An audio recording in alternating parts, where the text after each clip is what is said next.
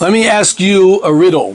What is the most common name in the mother country, Britain, in England? What would be the most common name of children that are born presently, Tufshin Pei Hey, this year in Britain?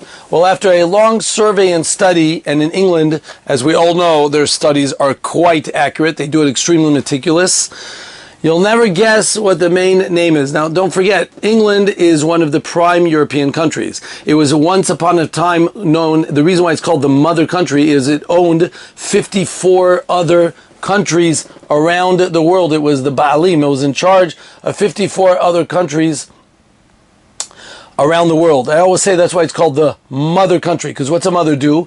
It has a lot of children, and then they all get married off, and you live by yourself at home at the end of the day, because they all leave. So that's what England did. They had a lot of children, they had a lot of countries, and they let them all go, bye-bye, and they all disappeared. And now the mother country lives all by herself at home. Anyway, so this country of 70 million people, what would be the most common European name that you would guess would be from children that are born there? You guessed it, Muhammad. That's the most common name of the children presently. And guess what? This is the second year in a row that is the most common name. It's not exactly the most English or British name, I would guess, but maybe, slowly but surely as the years go on, it might become a little bit more of a British name. Now, if you want to know why this Prime Minister, Nora Sturmer, is going ahead and giving a unilateral acceptance to a Palestinian state without making any type of preconditions and deciding to make a state that Ki'ilu exists, which really does not exist at all, and to make up a name which never existed, because Palestine was never existent. Go look and you can just Google it, because it's something that never went around. You can check on Google. They also say it never existed. So the answer is because you can answer that question with one word, and that one word is Muhammad. Exactly. Sturmer's statistics over there are not so high. He knows that running for another round, chances are not with him. So he's going ahead and taking advantage of all the people which he knows will back him up if he goes ahead and gives an acceptance of a Palestinian state. A theme which I've mentioned in the past already, that all our political leaders are leaders of themselves. They only care about themselves. They could care less about selling a whole country in order just to be able to keep their name, keep their fame, keep their neck over the water. That's basically what it is. But in other words, he is busy giving a prize to terror for this reason, because he wants to more or less uphold the name of Muhammad in his country. Now, of course, we know following suit, or one or the other, is in France also. This Russia Gomer, this anti-Semite known as Macron, is not going very farther than that. He's even worse than him, because of course, besides the fact that he's also an anti-Semite, he's already come to an understanding that for every one Jew in France, there's 25 Muslims. And he realizes, okay, I better turn the tables and go to the proper direction, where I'm going to get the most votes. And of course, he continues suit and is also doing the same thing. They recently found some documents from the Brethren of the Muslims, and it has shown that literally 25 billion euros has been transferred, not recently, over the past decade or so, to France from Qatar, just to show you how rich these dudes are. These guys are so rich that they were transferring all this money in order to allow for immigration, in order to allow for understanding of Arabs, etc., coming into their land, and allowing for the Muslim population growth to continue, which it is doing studiously. I don't have to continue to explain that based on this. In a nutshell, for a Jew, it doesn't look very good. It looks like we are going to be stepped on, driven out of, and Europe 80 years ago was busy trying to make it Judean rain.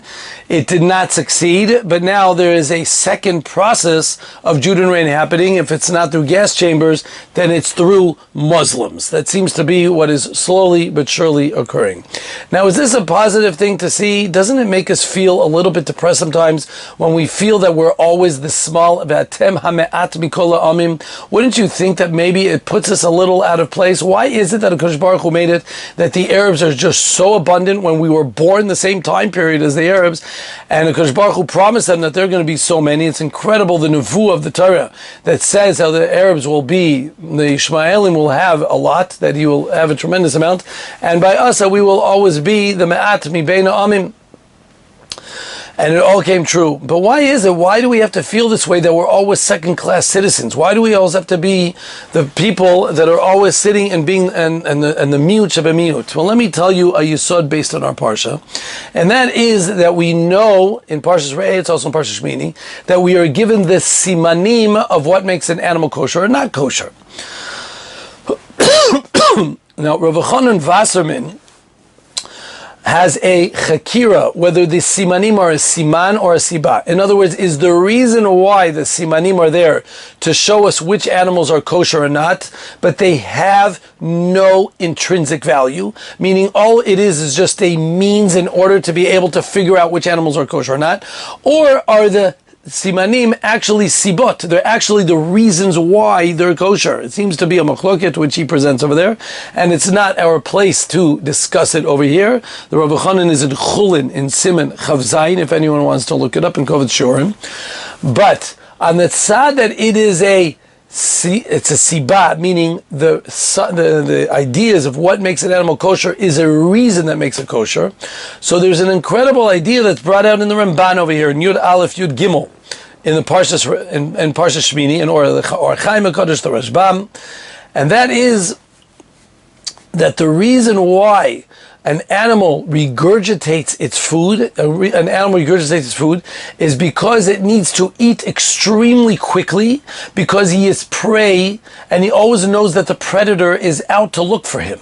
Now, the only way to go ahead and eat grass, or to go out and to drink or to eat grass, is he has to make himself exposed. He's very vulnerable, obviously, to lions and tigers and pumas and leopards that are all out to eat him alive and to get rid of him, as we are all familiar with, who's ever watched a National Geographic flick.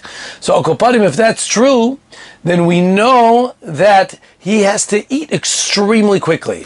So the chesed Hashem did for him is that he's able to eat extremely quickly without digesting his food, what we call malek geira.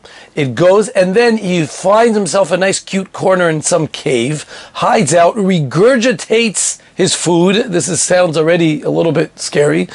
And then he goes ahead and swallows it back again, like maybe some of your kids do sometimes with the food that you feed them, right? He goes ahead, takes it, spits it out in his mouth, and then puts it back in. That's called Ba'aleh Geira. That's a siman of Tahara. So we see from here the siman of Tahara from Ba'aleh Geira is one of prey, one who's on the run, one who is being chased after. What about the fact that he's Mafrise Parsa Shesuas Hesa? Now we all know that has to do with how he skips, runs, and jumps from place to place. He's able to run very quickly, but he's able to jump here and there, and it's a big benefit, because the animal, the lion or the tiger that's chasing after him, or the leopard that's chasing after him, has to go ahead and run by foot. And when you run by foot, your stamina gets lost, as opposed to we see a deer is able to chip, chip, chip, chip. He's able to run and run and run, and able to keep going in a very strong speed, and keep going and outrun the lion. Most of the times, 80% of every lion attack ends in a lack of success. He only succeeds in 20%, because they usually or outrun him or they outstamina him, because they're able to get up. He has to go ahead and come up extremely close to them in order to get them. So all the simanim of an animal are clearly from the fact that they are prey and not predator. Apparently, HaKadosh Baruch Hu has some interest in us eating the prey and not the predator. Also, as the Ramban points out, with the birds, we all know that there is a list of birds of prey that are listed in the Torah. Those are all birds that are carnivorous, that they eat other birds, such as a a crow or a eagle or a raven or all of these types of birds that end up eating other flesh. They eat flesh of other things. All the birds that are kosher that we are familiar with, if it's a dove or a chicken or a turkey, etc., those are ones that don't eat meat.